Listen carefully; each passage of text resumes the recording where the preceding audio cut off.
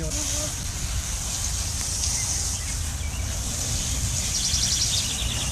So I figured that the two things could be watering and weeding. Oh, okay. All the raspberries you can eat are the black ones. And these here, down here, they're all dried up.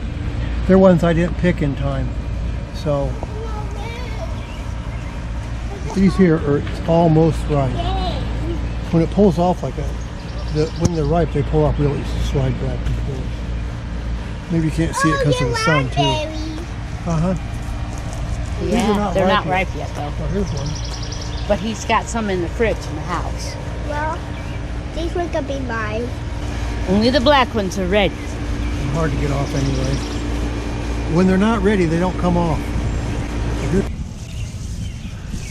Oh, look at this. I don't know what this is right here. Huh. There's some grass down in here. See that right there? So I'm just going to get rid of that. So here's some more grass in here. Just grab a hold of it and pull it up. Grass is the easiest to pull up after you just water. So I just got done watering. So here's another thing of grass.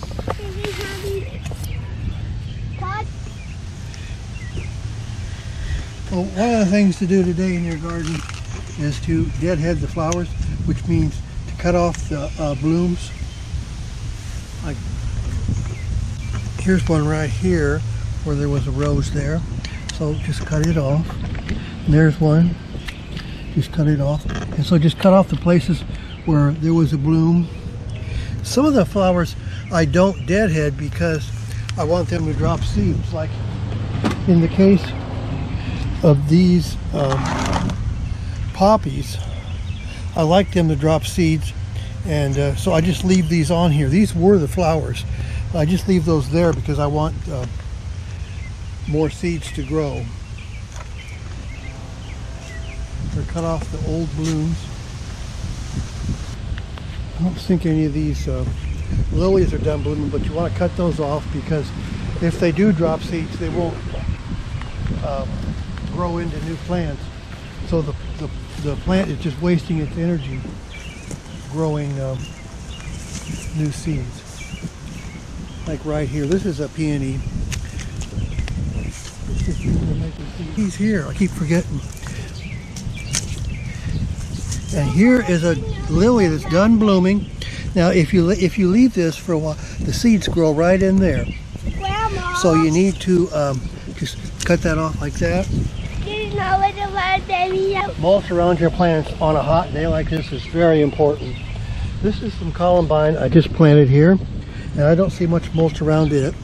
So I'm just going to put a little bit around, just lift up the leaves and put it in there.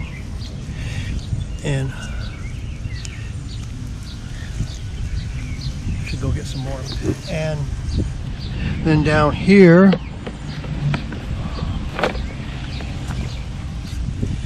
see, I've already got quite a bit of mulch in here. Right here, this is a new Coral Bells I just planted. And here's the new one I just planted. And here's this. Oh, I got cut off. Here's some blooms that need to be cut off. Right there.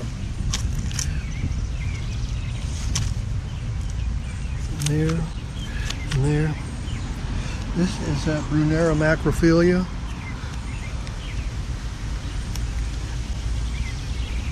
And here's more coral bells here.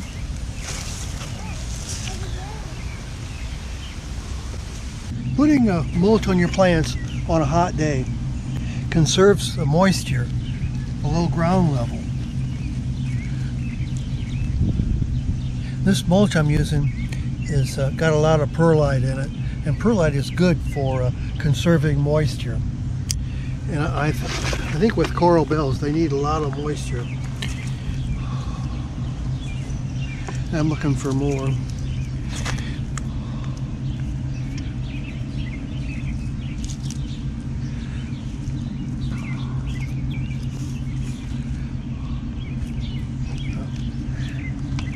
think those might be astilbes I keep looking at here, trying to figure out what they are.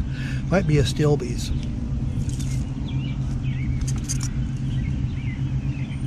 I do have some wild strawberries here, but I don't think they're over in this flower bed. I think they're over in the other. Now this looks like another one of the coral bells I planted. I knew I planted some over here.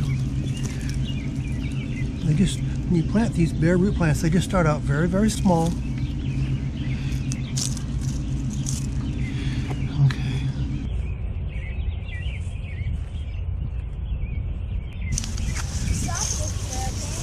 Just grab a hold of it and pull it up. Grass is the easiest to pull up after you just water. So the plant is just wasting its energy growing new seeds. He's here. I keep forgetting. And here is a lily that's done blooming. Now, if you leave this for a while, the seeds grow right in there. Grandma. So you need to just cut that off like that. Mulch around your plants on a hot day like this is very important. This is some Columbine I just planted here, and I don't see much mulch around it. So I'm just going to put a little bit around, just lift up the leaves and put it in there. I'm going to cut off the old blooms. I don't think any of these lilies are done blooming, but you want to cut those off because if they do drop seeds, they won't grow into new plants.